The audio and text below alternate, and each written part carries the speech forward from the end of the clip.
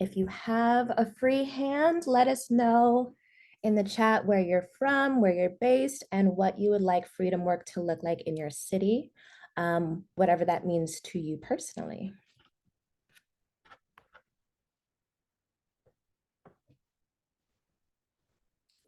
Right.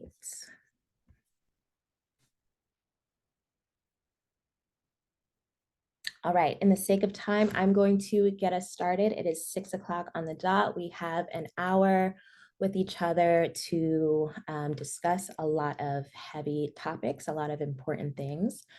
So I'm going to guide us right in. My name is Saskia Fagan, and I have the pleasure of serving as the Creative Content and Community Engagement Specialist at IPF. I didn't actually begin in this role with the second portion of my title. It was born out of the fact that conversations like the one we'll be having tonight are really important to me.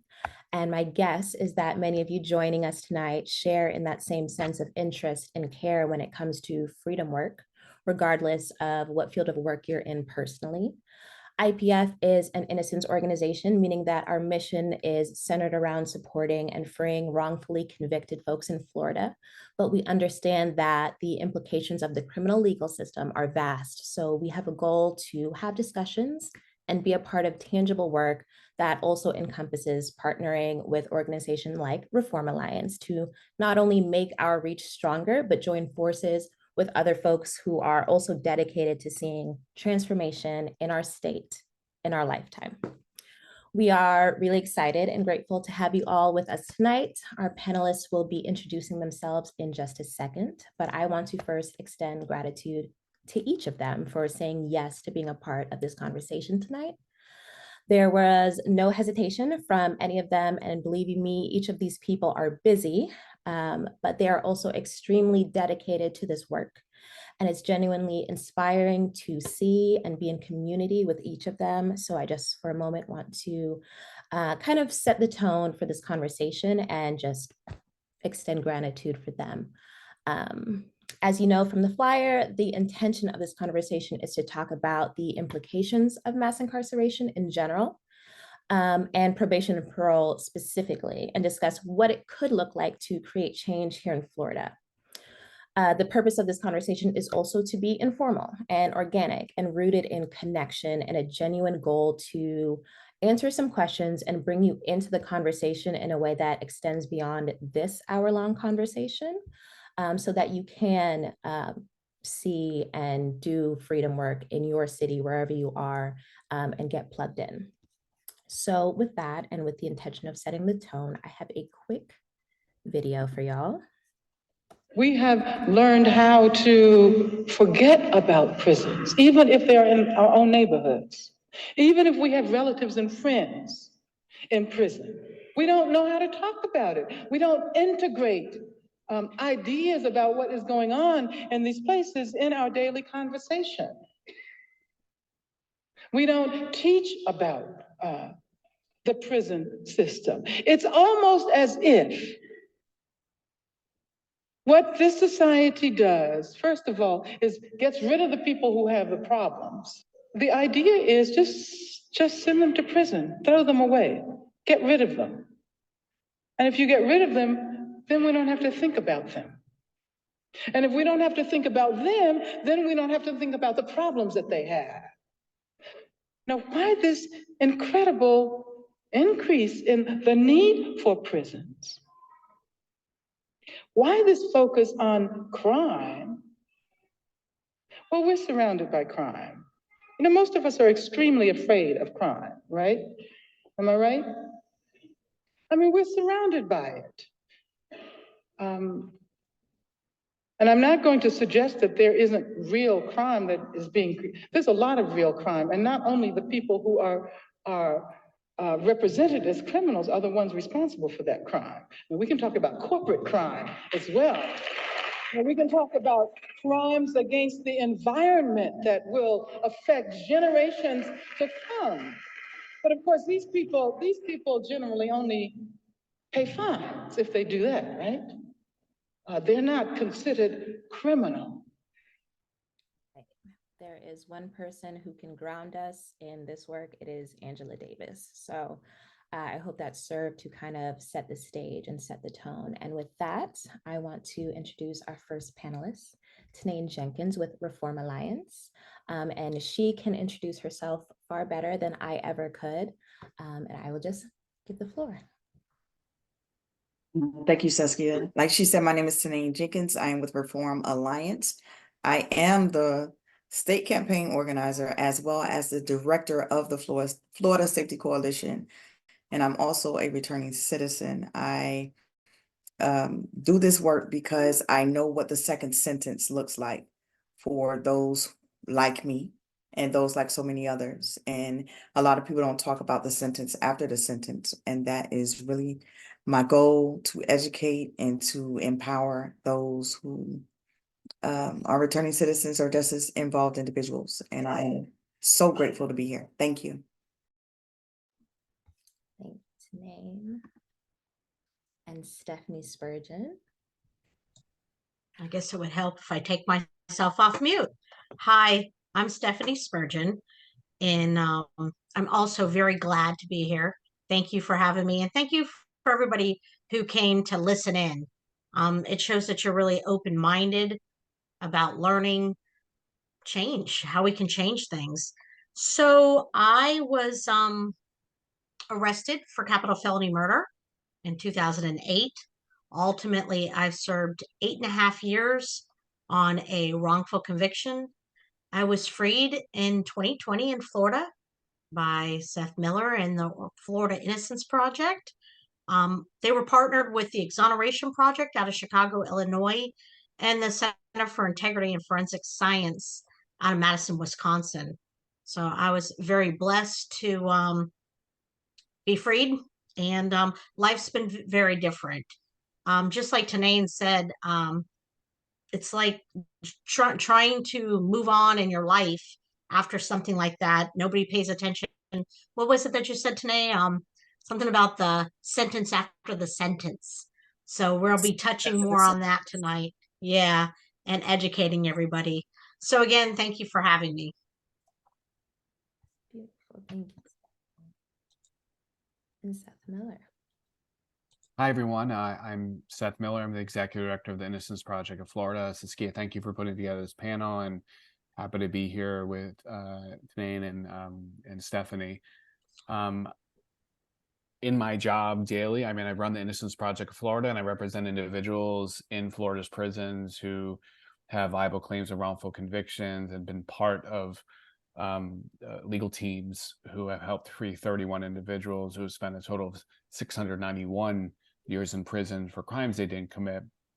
What's interesting about that work as it relates to what we're going to talk about today is that many of my clients, in addition to us working to free them from wrongful conviction through the court system, they also, because of the age of their case, their sentence they got, usually life sentence, was a parole eligible sentence because parole existed at that time. And so we provide representation to them along with our colleagues who are parole experts in front of what is now called the Florida Commission on Offender Review, trying to get our innocent clients out any way we can, through a parole system that is arbitrary and capricious and not really designed to give people who have had long-term incarceration opportunity for meaningful early release and an opportunity to be productive members of free society. I've sued the Parole Commission over a dozen times now, to varying effects. And so I'm thrilled to be able to talk about that work and how it kind of intersects with what Tane called the second sentence, and how it's difficult to live through the eyes of my client. I know it's difficult to live out in the free world when you're still under the thumb of law enforcement and the system, who is trying to trip you up and put you back in prison. Beautiful, thank you, Seth. That is my boss. Yes. Okay, we have a poll question for you guys. Do you consider probation, parole, or pretrial supervision as a lenient punishment or as an ideal alternative to incarceration? Yes, no, or maybe you're not fully sure. You don't really lean one way or another. Just curious what the tone of the room is. Where do you fall when it comes to that? And we're going to talk more about that. So do you consider probation, parole, or pretrial supervision as a lenient punishment or as an ideal alternative to incarceration? Right.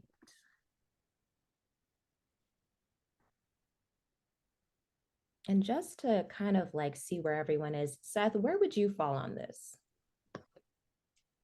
Well, I don't think it's a lenient punishment. I mean, I will say this, that I think it's important to give people opportunities to avoid incarceration. So I think full stop, being out of prison is better than being incarcerated. Okay. And so I don't think anyone would disagree with that. It is better to not be separated from your families, better to not be warehoused and caged in some rural place in Florida, sort of separated from society without opportunities for growth and education, and in a place that is really a suck on human capital, and so I think objectively it's better to be out on parole or probation. However, I would say that in our office, we refer to probation and parole as a slow walk back to prison, because the system of probation and parole, and I know we're going to talk about it from individuals who have far more experience with that than I do. It is designed to trip people up. Most people who end up going back to prison for violations of probation or violations of parole aren't, in situations where they're going out and committing new crimes. They're, not telling their probation or parole officer in a timely fashion if they move, or they might have a dirty urine test, or they might have if they have a ankle monitor or something, they might not charge it correctly or something. Like, these are technical violations that cause people to have to go in front of the parole commissioner, go back in front of a judge in a probation context, and have to plead to be reinstated on a supervised release. And if that judge is having a bad day, or the parole commission wants to exercise their authority, they can send that person back to prison. And if they're for whatever the maximum sentence would have been initially, and for something that we all make mistakes in our daily life, that is not itself a crime. And so I think that while it's better to not be in prison, it is in fact the case that probation and parole as currently set up is not designed to really support individuals to be able to stay out of prison once they're on probation and parole. And with that, I kind of want to get us to understand what the landscape is and maybe define some of these words in case there's any misunderstanding, or maybe I know for maybe people who aren't necessarily directly in this work, maybe don't even understand the differences between probation and parole. Tanane, can you kind of walk us through what all of that looks like, what all of that means? Absolutely. So probation is, well, in Florida, probation is a term or a condition of your incarceration. So, or not incarceration. So, like you said, it could be an alternative to being in prison. But and I would agree, if the probation or parole system was set up the way that John Augustus intended it to be back in 1841, right? It was a rehabilitation system, is what it was. It is no longer a rehabilitation system. Like Seth said, it's a slow walk back to prison. So probation is supervised release for individuals who have committed a crime. And it's an alternative to prison. And anyone would say, oh, I don't want to go to prison. Yes, I'll take probation. And you have to report to your probation officer a month. You have all these stipulations that you have to follow, all these rules and regulations. And technically, if you do everything that you're supposed to do, you're not supposed to go to prison. You're supposed to complete that probation sentence. Parole was abolished in Florida completely in 1994. Yeah, completely in 1994. there are some people that still fall under the statutes because they committed their crime prior to 1994. So they technically would still be eligible for parole of some sort. And parole is also supervised release and a condition available after you serve a portion of your sentence. Plea bargaining is a legal arrangement between a person charged with a crime and the prosecutor. I actually took a plea deal on my case myself. So we have three different terms and three totally different systems, honestly. Thank you. Yeah, and with that being said, so community supervision systems are essentially failing when it comes to their function of ensuring people on probation and parole are succeeding in the community. And that's essentially what, by definition, they are supposed to do, and they're not doing those things. Why is that? Why is that? Why is that? The probation system is failing because honestly, they don't care. They're overworked, underpaid. They have a lot of caseloads, and they would just rather write it off violation of probation instead of actually diving deep into the situation. So with probation, 42% of men and women that cycle back into the prison system, I believe in Florida, are technical violations. And technical violations are, say for instance, I was technically violated for going out of the county. And you may be like, well, why did you go out of the county? Because I had a medical emergency. The ambulance took me to the next county. And you would say, that's crazy. It is crazy.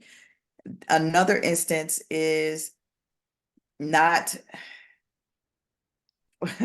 another instance, someone was getting an award from the mayor and couldn't report because she was getting an award from the mayor. Probation violated because she didn't show up.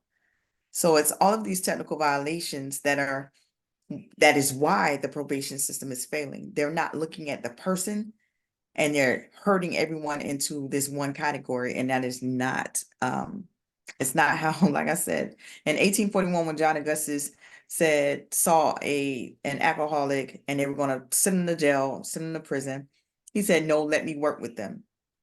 He worked with them. The man came back 2 weeks later, sober, and the judge was like, yes, this is what we need. We need someone to rehabilitate and help these individuals. Probation is not helping. They're just hurting us back into the prison system. Seth?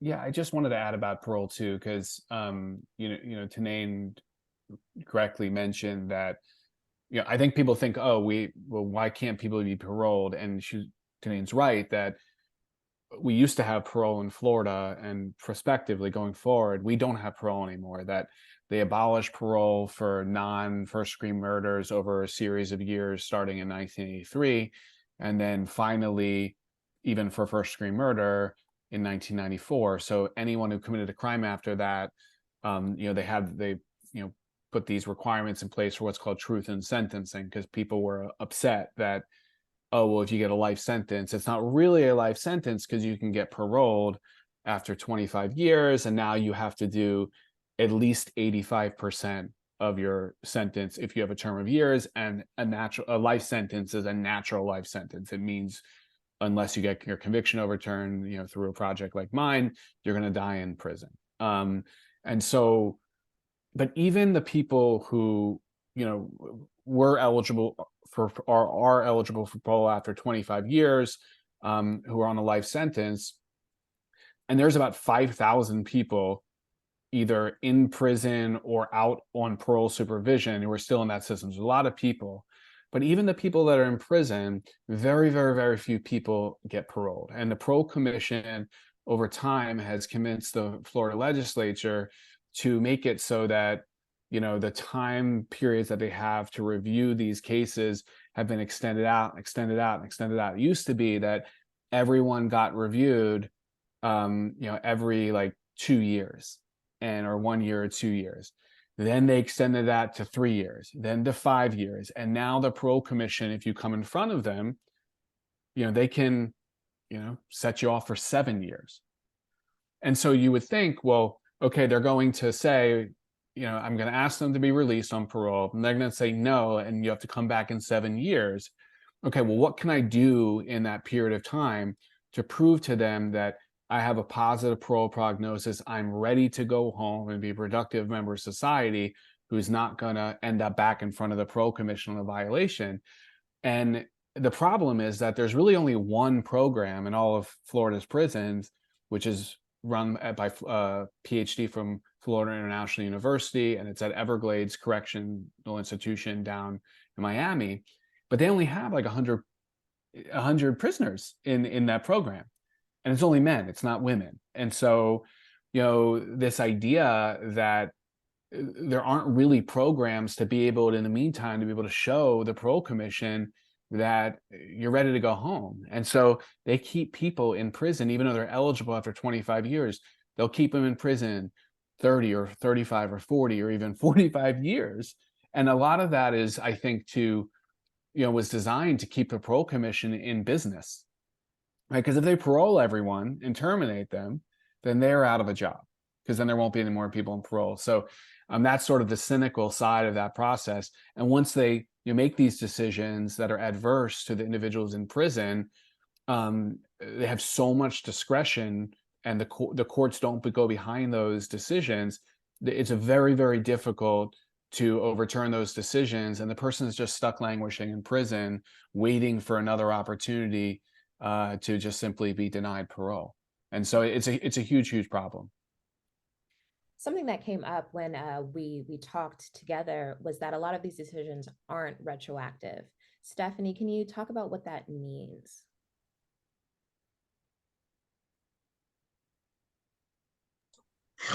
I keep hitting the wrong button. I'm sorry. Yes, I can. We talked a little bit about sentencing often changes.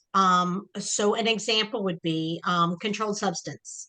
I think, and Seth, you may correct me if my dates aren't exactly right, but I think maybe back in like 2008, they had this tough on crime for, they called them like drug dealers. But often it was confused because they weren't just drug dealers. They were people that were just using themselves. And so there's a case that I know of, and somebody is convicted for 25 years for having 25 Vicodin. Well, since that time, the sentencing guidelines have changed. So it went from like 25 years to, I believe, 15 years to 7 to 3. And now, if somebody was on the street and they got arrested for 25 Vicodin, it would only be a misdemeanor sentence. So the retroactive question that you had, Saskia, was that when they make these changes often, it doesn't retroactively apply to the people that have been previously convicted of it. So in essence, what happens is they're still stuck sitting there on a crime that if somebody committed it today, wouldn't be convicted of it. If they would make those things retroactive, it may reduce the prison population. Substantially. And, I want to be clear, during COVID in 2020, our project partnered with a state attorney's office in Broward to do just what Stephanie's talking about, which is they identified some number of cases that were in this position where the individuals got 25-year minimum mandatory sentences for possession of Vicodin or OxyContin. And these were, as Stephanie said, people who were not drug dealers. They were people who had a surgery and got the doctors willingly and give out these very heavy narcotics for pain, and then they get addicted, and so they seek them out to feed that addiction, and then they go to prison for 25 years. Like one of the people I represented, it's like a grandma.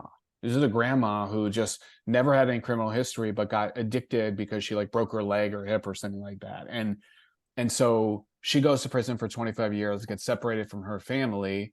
And then I think, thankfully, the Florida legislature changes the law to make it more fair, more just, understanding that they were ensnaring people who were not really meant to get these types of sentences, who aren't really or aren't any danger to society.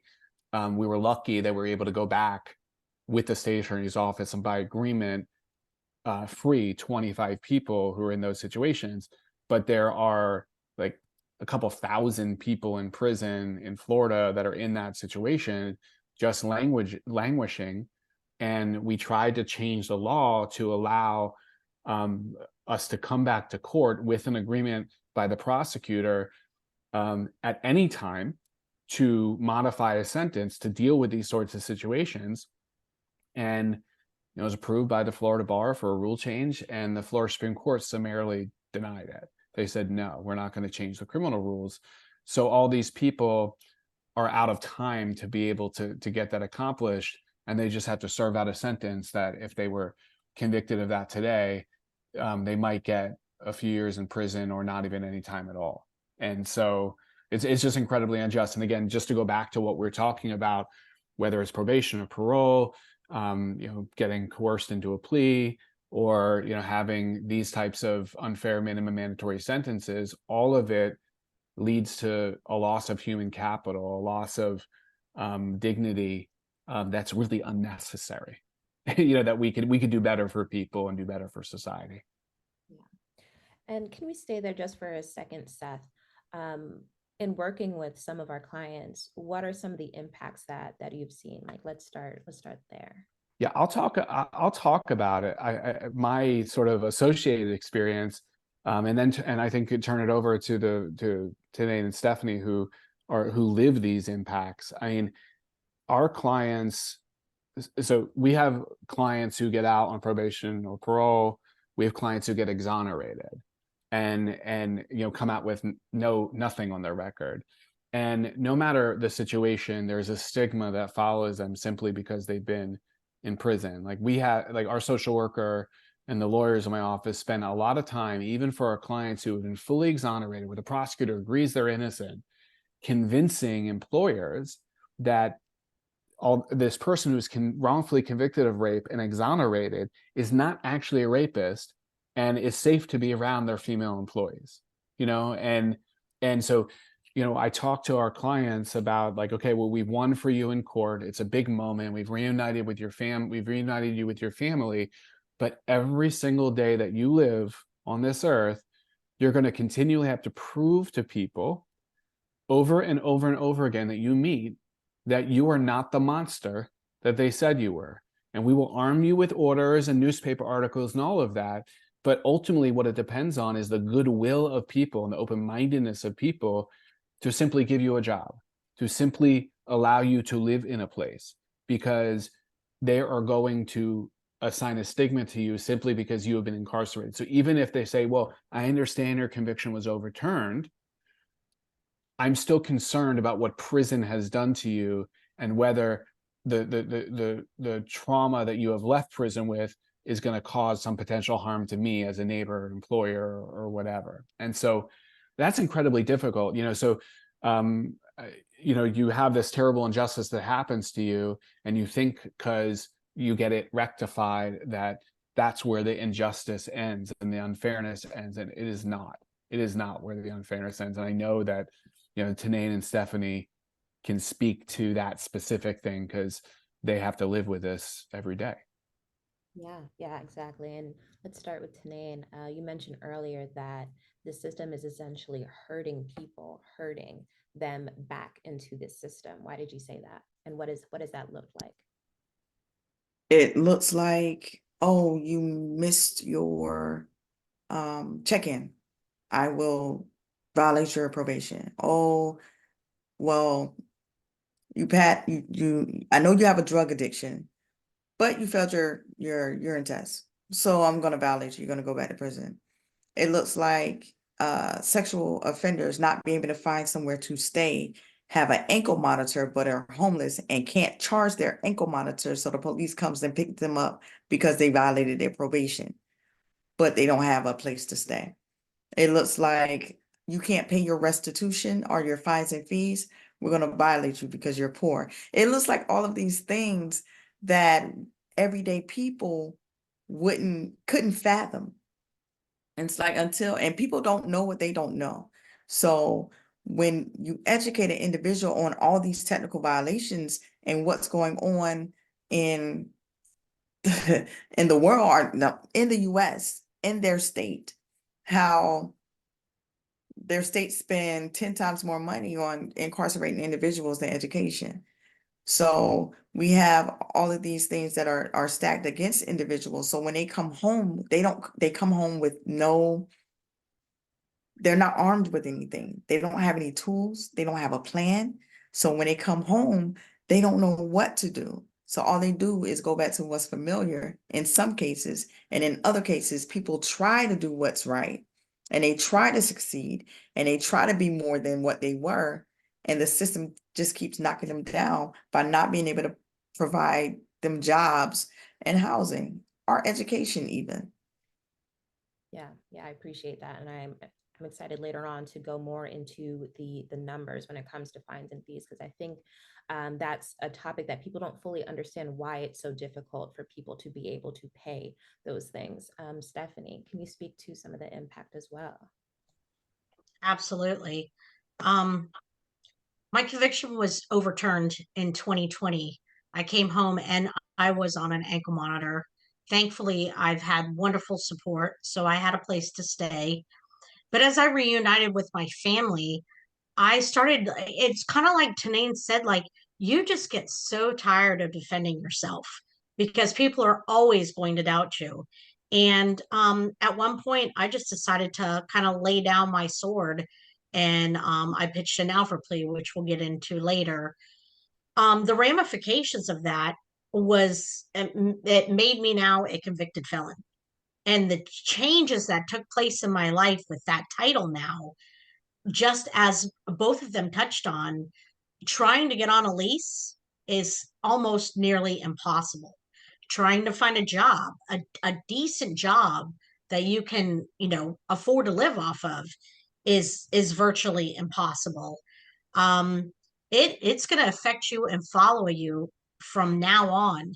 And major reform needs to be done. Warehousing people in prisons is not the answer. There's not enough programs in there to help people come home with tools. Some of these people that go to prison, they went to prison so young that they didn't know how to balance a checkbook back in the day or pay bills. And there should be programs inside to really teach people this. And while there is, I should probably touch on this, you can only get in those programs if you fit the criteria for that program. In other words, if you're a lifer, they're not going to allow you to take some of these courses, so you're not going to gain any of those tools. And then if you happen to fall under a parole and you're able to be released, or if your conviction gets overturned and you come home, you don't have the skills needed to be able to live lively and the correct way. You end up going right back to your old way of life. It's just a repetitive cycle. And with that, I kind of just continuing to talk about the landscape a little bit. We are based in Florida, and that's where a lot of our work is centered. And I kind of want to understand what makes Florida different. Like, what are the key differences when it comes to Florida? Because we do a lot of incarcerating here. Seth, can we start with you? Sure. Well, you can see in this chart that when you look at both European countries and even the United States as a whole, we have a larger percentage of our population per capita incarcerated. And Florida has some of the most punitive sentencing laws in the country. I always say more things are crimes here in Florida, and more crimes here have harsher sentences. I have so many clients who have got convicted of things like armed robbery, and armed robbery is a violent crime, like objectively speaking, right? You go hold someone up with a gun, and that is bad. No one's saying that's good. However, I have clients who have been sentenced to 400 years 400 years for a crime that itself is objectively not good, but where no one was injured. We're not talking about serious bodily injury. We're not talking about, death. We're talking about someone was, held up, unfortunately, but thankfully no one was injured. Client who we were able to exonerate was convicted and sentenced to 400 years in prison for that. So you get a sense of the punitive nature of the system here. I think what's different here, and Tanae and Stephanie alluded to this, I think this is characteristic of a lot of the states in the United States, but particularly here in Florida, it started during Jeb Bush's time as governor, is that we used to have wonderful programs. It's like we had parole, we had a more liberalized sentences that gave people an opportunity to get out. We had education and technical and skills-based programs, programs designed for betterment, so that when people got out, they were better suited to live a lawful existence and be productive and integrate well back into society. And for reasons that I assume are financial, but also punitive, for political reasons, be tough on crime, we started to chip away at these programs and remove all opportunities. So really what happens is most people are just in prison doing nothing. And that causes all kinds of problems in the prisons in terms of order, creating disorder. So that's one thing, because people are bored. But also when I go visit clients in the prisons, you see this sort of, it's a very weird thing. You're going around and you just see people standing around, like continuously sweeping the same spot or continuously cleaning the same pipe. There's literally nothing to do. But people have to remain busy in order to not get in trouble. And so they're like cleaning the same pipe for multiple hours over and over and over again. And that's literally all there is to do. And so we could do better for people. It doesn't make any sense. It's like the opposite of what we should be doing. And when you look at the European countries, not only do they incarcerate less, they don't coddle people who are in prison. They treat them as, as human beings, understanding that like we don't have life sentences and we're going to send these people back into society. So we better do well for them, because we don't want them to come back here, and we want them to be productive members of society. And I think that's the difference. We've just given up on most people who we send to prison. Yeah, and Tanae, in that same, when we're thinking about Florida, because reform is big in other places in the U.S. and y'all are passing policy that addresses a lot of these issues, but we're not doing it yet in Florida. Why is that? The political climate. But we did pass one now. We did pass one in 2022. We'll talk about that later. But it's the political climate. Last year during session, there was one particular bill for criminal justice reform that got not one no vote in the House or the Senate, and got to the desk of the governor, and he vetoed it. He just vetoed it. Nobody in the House declined it. Nobody in the Senate declined it. They thought it was an excellent idea, great bill, and it just vetoed it.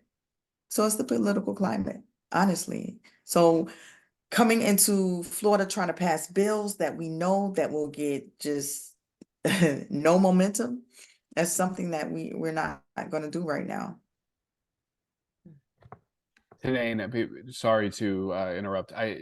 People in the chat are asking if you can just like clearly explain what that bill was that Governor DeSantis vetoed. All right, so it wasn't a reform bill. It was an Alliance for Safety and Justice, or Safety and Just. And it was, I know what it was. It was basically to wipe the records clean of individuals that were charged with something but never convicted. So if you were charged with a crime and never convicted, we had a bill, hey, they were never convicted of this crime. Let's just go ahead and take it off and make sure it's not showing on their record. And he vetoed that bill. What would have the impact been if that had passed? Like, why was that important? I mean, I can tell you just one reason why it would be important is because, your these criminal information shows up in a lot of different places. in the internet age, there's all these repositories for that information. If you've been arrested, for a lot of crimes now, you have to give a DNA sample. It goes in the DNA database. If you get pulled over, by the cops, when they put it in the system, when they put your ID in, it will show that you've been arrested for a crime. And, the law enforcement might misinterpret that in a way that can have a negative impact on you in that police interaction. So, being able to scrub these different information sources of information, about you being arrested and charged, not even being convicted. So you haven't been proven guilty of this crime.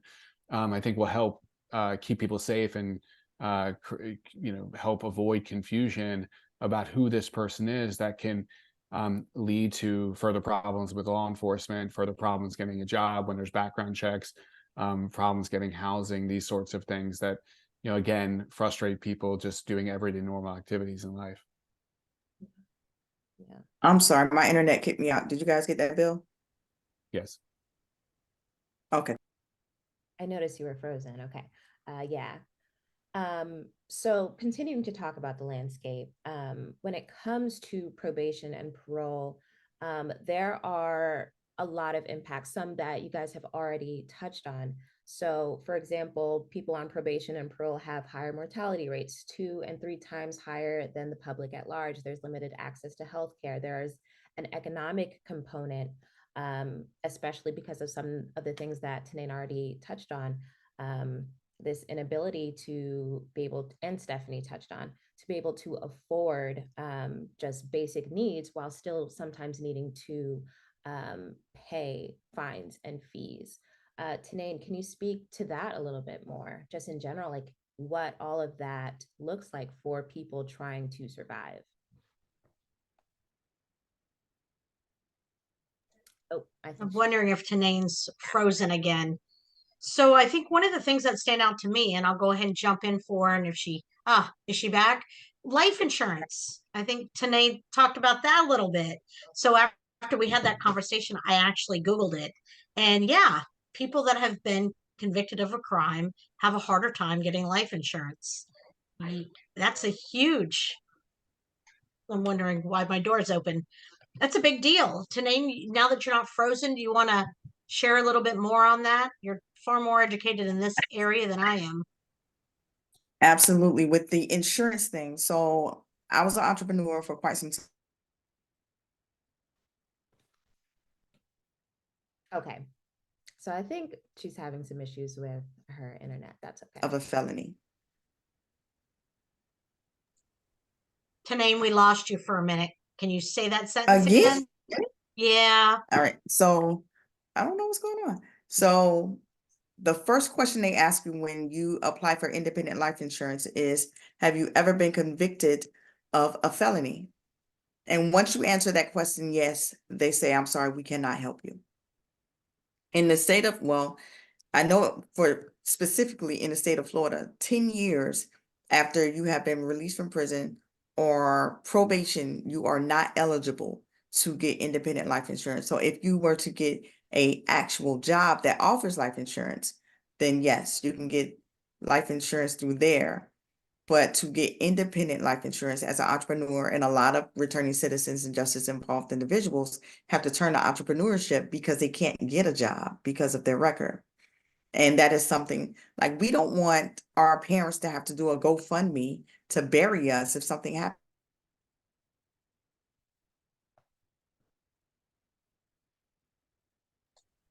In regards to that. And also, of course, occupational licensing. 30% of the jobs in Florida require an occupational license. Returning citizens are convicted felons, do not have access to those returning or those occupational licenses. Yes. Seth, is there anything else you can say in that topic? You're muted, Seth. It happens once every Zoom. When we talk about fines and fees, it really dovetails with what Tanae was saying. Obviously, your ability to get a quality job that provides financial stability is going to be a necessary ingredient for you to be able to meet your financial obligations to the court and victims of the crimes for which you've been convicted. Um, in order to fund, the court system over time, the legislature has added, all kinds of fees, fines and fees. There used to be hardly any in like the 70s and the 80s, and now there's a whole litany of them. If you go into any courtroom any day in Florida, when people take a plea or are being sentenced, they will like run down all of them. It sounds like factory work. They just know them by heart. And so someone, particularly if the crime was a crime where something was stolen, a value, there can be substantial restitution that is required as part of the sentence. So when that person gets out of prison or gets out on supervised release, they're fulfilling those financial obligations is going to be necessary. And the crazy thing is, like, if you're in prison and they start, like, you get money in your account, they start garnishing it from your account. So not only like your family puts money in your prison account, and then you don't have money to buy your toiletries or things from commissary because they start taking it to pay against those obligations. But when you get out, obviously, if you have tens of thousands of dollars of financial obligations, that would be a lot for anyone to pay back. Anyone, even someone with a good job who didn't have, these barriers, but someone who can't get a good paying job because of their status as a convicted felon, or particularly because of what they were convicted of, it's going to be very difficult. And you can't finish your probation or parole until you fulfill those obligations. And if you can't fulfill those obligations, I know you had this experience, they're going to violate you. They're going to violate you and try to send you back to prison, which seems crazy. Absolutely. At 5 years, so I was sentenced to 2 years prison, 5 years of probation. At 5 years of probation, they violated me for not being able to pay my restitution and tried to give me 3.5 more years in prison. I didn't do 3.5 years the first time. So I had to plead with the judge. They ended up giving me 5 additional years of probation. I had to promise to pay $400 a month, making $20,000 a year in order to stay out of prison. You see the pictures, the 2010 is when I was arrested. 2012, that was right before I got out. And when I wasn't able to still pay my restitution, well, in 2020, I had 5 probation officers. I was stacking all of my money, and my last probation officer was actually going to violate me because I hadn't paid my restitution. But my previous probation officer knew that I was getting all of the money, going to get a certified check and bring it to the office. When she said she was going to have to violate me, I was like, how much money do you need? That was a Monday. I ended up paying all of my probation off after I had to go to MoneyGram every day until I paid the $20,000. And I was terminated early, so I ended up doing 8 years of probation instead of the original 5, or instead of the extended 10. I think what you talked about with how much you made prior to being arrested versus how much you were making after was really important when it comes to people understanding how difficult it was for you to pay this thing off. Can you talk a little bit to that? So I was a business analyst before I went into prison. I was making about $60,000, and this was in 2010. So that was pretty good money back in 2010, especially for someone as young as I was at the time. And when I came home, I was making $6.25 an hour. I don't know if you all can survive on $6.25. I know you can't survive on $6.25 an hour today. And it was super difficult to do it in 2012. I couldn't pay rent.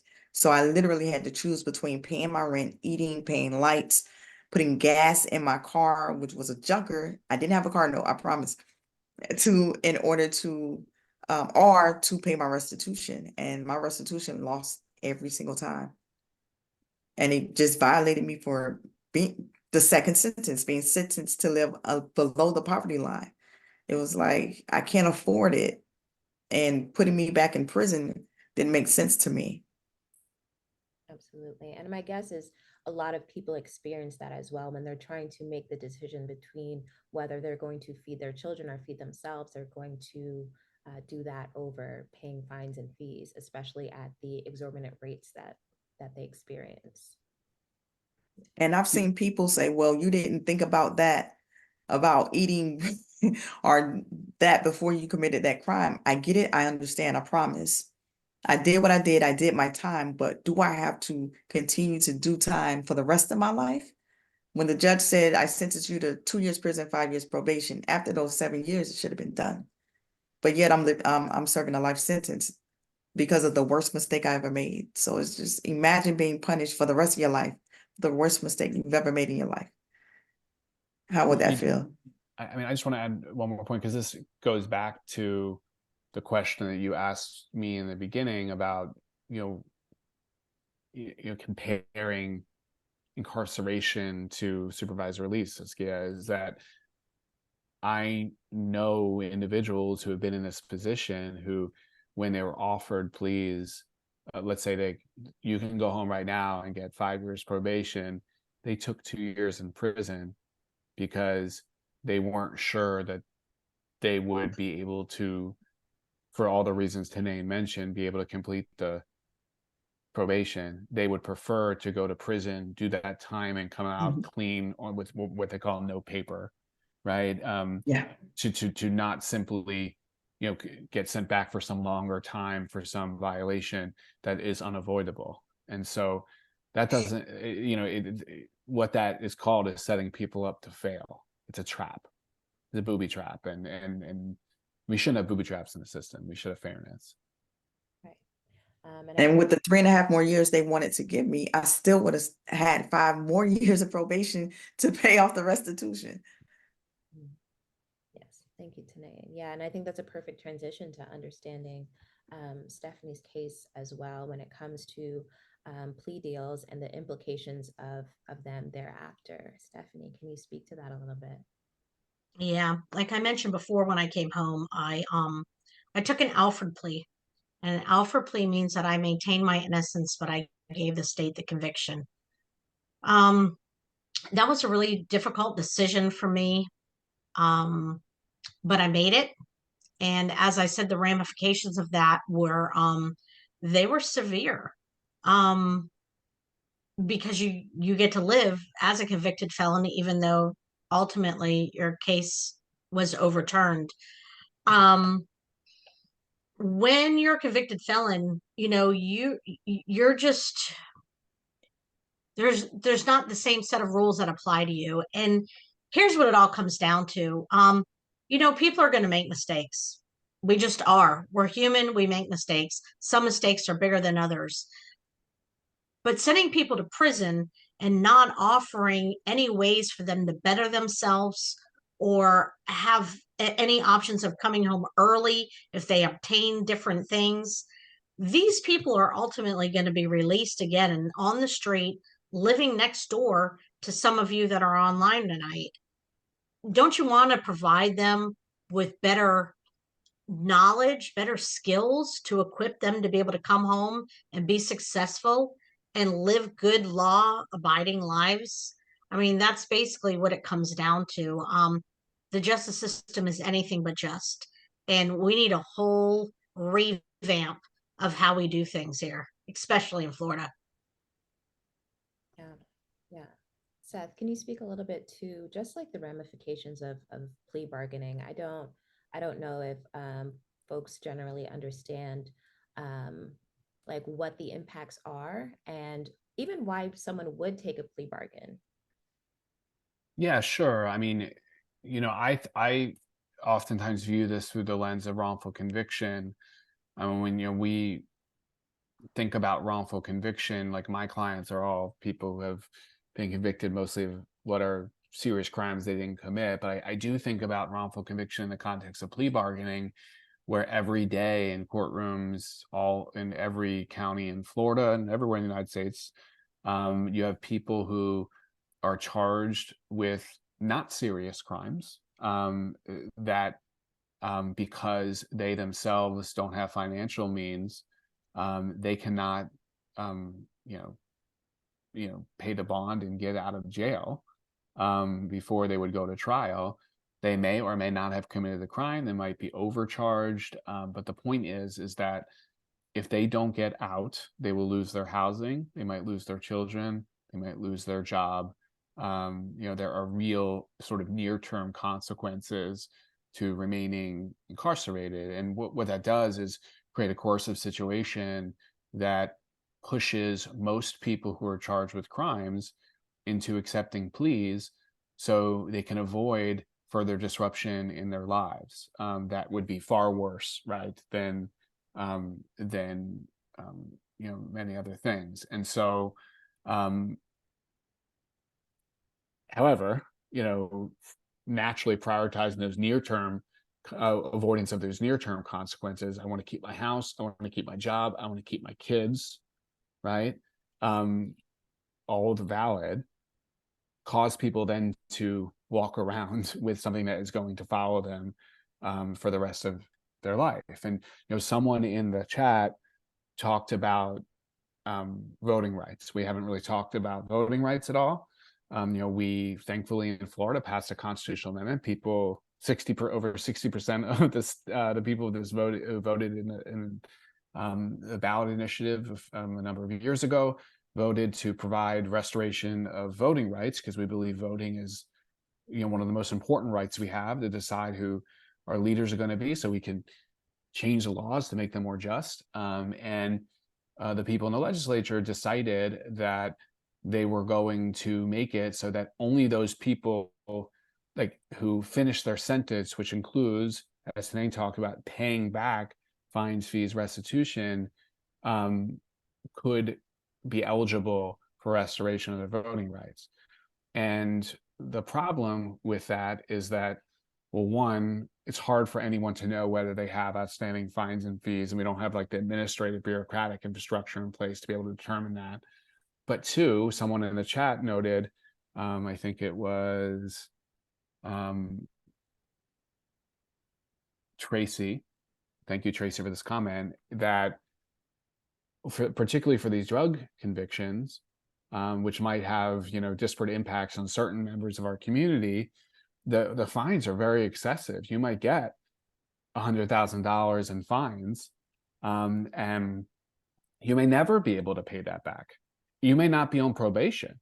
You may not be on parole, but those fines, they never intend for them to pay you back. They send the collections, may or may not impact you, but you can't vote until you pay back all those fines and fees, and you never will be able to. So that person, because they were convicted of a crime like having drug possession because they were an addict, because we didn't give them treatment, we sent them to prison, and then separated them from society even when they were free by not allowing to take meaningful part in something that we all hold so dear, which is choosing our elected leaders. And that's something we haven't really talked about, but something I think really separates people from everyone else in society, and we should be doing that.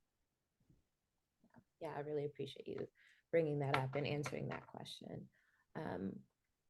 For our last segment of this conversation, I kind of want to shift into how do we create change? What do we need to do? I think we kind of set the tone for what the landscape is, what we're currently in, and what the implications of that are. So now, with all of that in mind, what do we do? How do we move forward? How do we see change in our state, in our lifetime? And I will pass it to Tanae, and you can let me know, Tanae, when you want me to shift. All right, cool. I am going to go through these really quickly for the sake of time. So I don't know how many of y'all are familiar with Reform Alliance, but Reform Alliance is a national nonprofit that passes policy, and we are geared strictly for probation and parole reform, because our founder, Meek Mills, he was sentenced to 2 to 4 years for popping a wheelie on a dirt bike, which was a technical violation. He said, if I have all of this money and all of this recognition, I know those who do not have all this money and recognition are going through the same thing. So let me try to help. We have passed 18 bills in 11 states, most recently in Philadelphia. In Philadelphia last month, we passed the bill that basically says you cannot have someone on misdemeanor probation for more than 2 years and felony probation for more than 4 years. I'm not sure if you all know, but there's a study that shows if someone gets out of prison and they are offended, they do not commit an offense for 3 years, it's just as likely as someone who has never been to prison, never committed offense, reoffending. And that's a really good, huge stack. Like I said, we passed 18 bills in 11 states. We just had our 5-year anniversary. We wanted to help 1 million people to exit the system, but we're about a little bit over 800,000. Siskia, you can do the next one. Like I said earlier, we passed the bill in 2021 and went into effect in 2022. It is an incentives bill for those who are on probation. Go to the next one. And this is what the incentives bill does. So if you maintain a job for 30 hours a week or more for, 30 hours a week or more, every 6 months, you get 30 days off of your probation. If you get a GED, associate's degree, bachelor's, vocational certificate, or anything of that nature, you can get 60 days off of your probation. It creates a pathway for individuals to get off probation sooner and get back to their regular lives as regular as it could be. The next one. Remote reporting was a big thing as well. They were doing remote reporting during 2020. And when, of course, the pandemic subsided-ish, it was like, okay, everyone report back to the office. But in this bill, we said remote reporting is an easier way to do it. And it also would allow individuals on probation to not miss work and possibly have their jobs affected, or not miss school and have their grades affected. So along with remote reporting, it was the education incentives and the work incentives to get individuals off probation and make it a little bit easier for them to deal with this part of their lives. Next slide. All right, so the impact projections. SB 752 will help more than 150,000 people on probation successfully re-enter society in the next 5 years. Florida has 180,000 people on probation at any given time. And so with this particular bill, getting those individuals off probation will lighten the caseloads of probation officers and get us, because I am in the number, I'm no longer on probation, but I count myself in the number, us home and to a more simple life, quicker or sooner than later. Next one. All right, so this is what my ask is for you all to do. If you believe in probation and parole reform, and I think I was going back and forth with someone in the chat in regards to parole, we are trying to get behind a bill that will bring parole back for non-violent offenders. I know people might say that's not enough, but hey, we try to get what we can get when we can get it, right? And like I said, in this climate, it's going to be difficult to do a whole lot, but we want to try to do what we can for the people we can do it for. And if you believe in probation reform and parole reform, just text reform to 81411 and help us advocate for probation and parole in America. And that's my final slide, I believe. See, I told you I was going to do it quick. Sure, you did. Ultimately, for the now what, we want folks to stay connected, to stay plugged in whatever capacity that looks like for you, to continue to learn and grow in this work.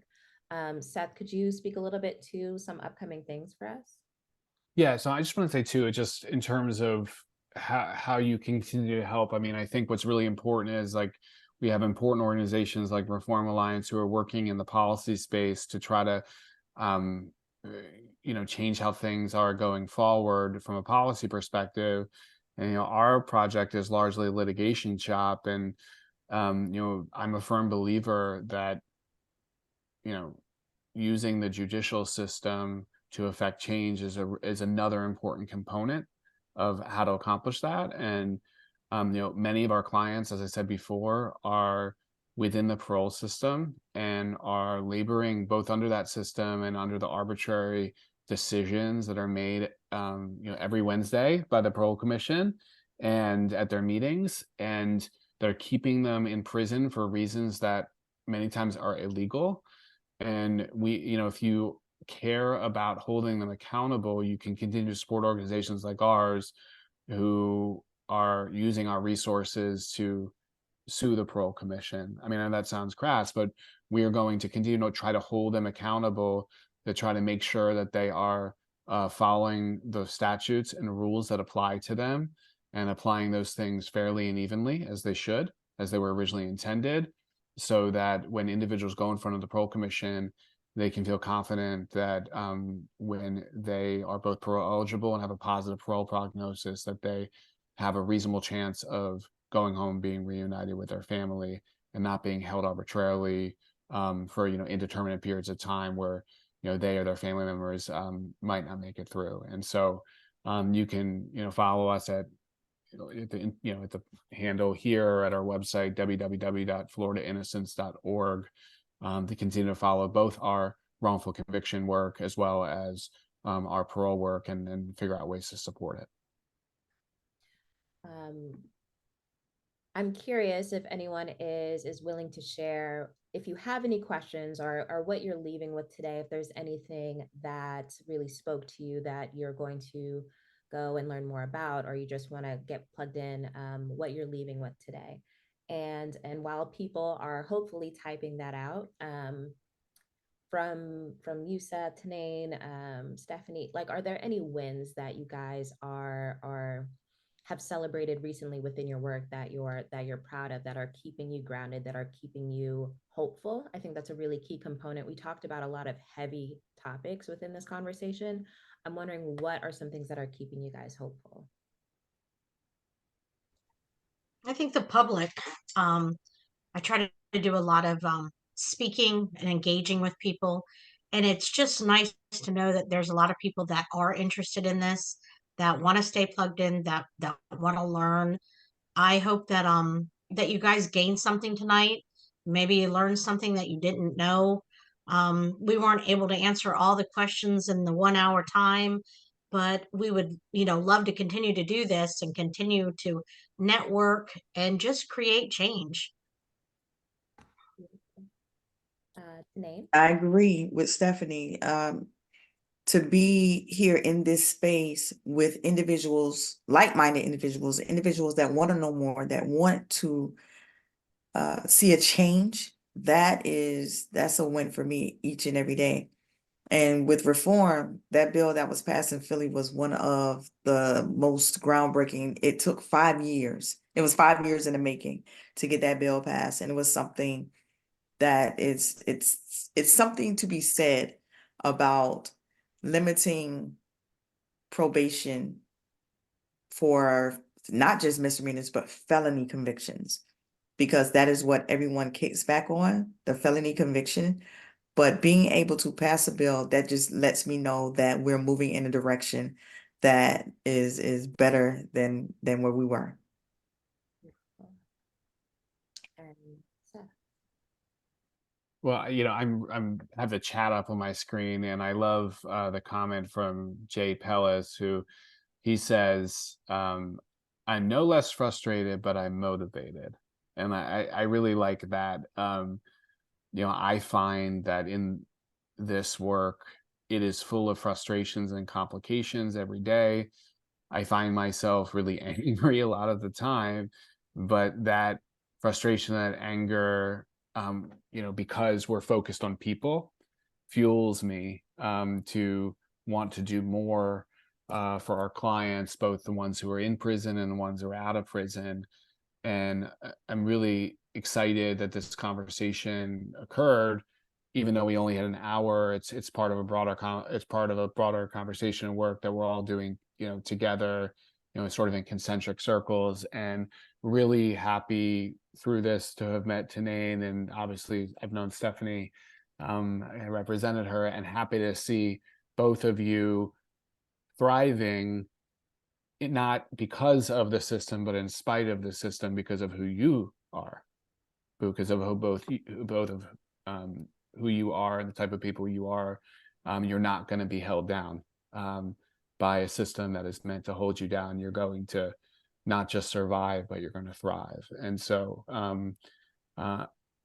proud to have had this discussion with you all and look forward to collaborating with you in the future. And thank you, Saskia, for putting it together. It's been a great conversation.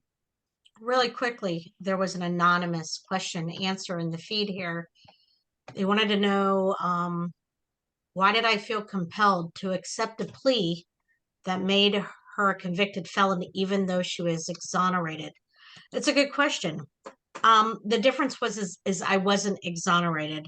So I know sometimes it becomes complicated to understand the concepts, but my my trial, my conviction, it was overturned and I was granted a new trial. So and I think that happens a lot with wrongful conviction cases where their trials, they get a new one basically. So it doesn't actually mean that you're exonerated. Um, why did I feel compelled to do it? That's a hard one to answer, but I think after you do 8.5 years for a crime that was actually not even committed, and you're punished every single day for something that you didn't do, when you finally get a taste of freedom and you get to spend time with your kids that you missed all these years from, and your parents that are growing older, and grandbabies that you didn't even get to see be born, it kind of changes your perspective. And you get to where you start thinking that those that believe in you are always going to believe in you. And those that don't, you're just tired of defending yourself and trying to convince them to believe in you. So that's ultimately why I ended up accepting the plea. So I hope that answered your question. Can I just say one more thing before? Yeah.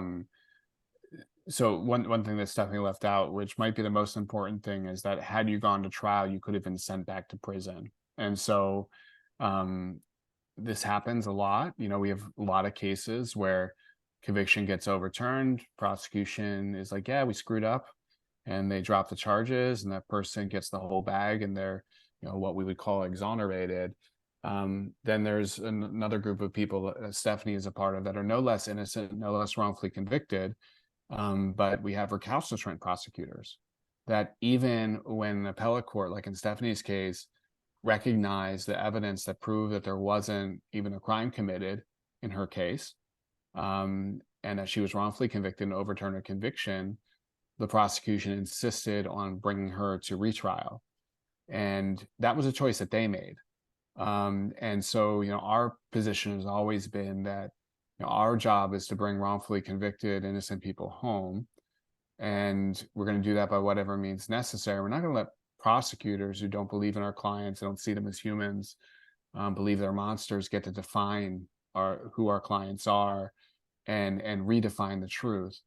And so, you know, we were supportive of Stephanie making that decision because for the first time in a long time, she took control of her situation. She had control. And she said, and, you know, Stephanie, I don't know if you want to show your tattoo. I don't know if it'll be backwards on the screen, but she has a tattoo that says freedom over justice. She recognized that this wasn't a continuing injustice, but that it was her choice and that she was going to choose her family, choose her grandbabies, choose her elderly parents, choose her, you know, her version of freedom over, you know, proving, you know, something to people who are never going to believe her anyway. And I have a lot of respect for that. And because I've had clients who, you know, are in the same exact position, they're going to retry them, even though there's evidence of their innocence.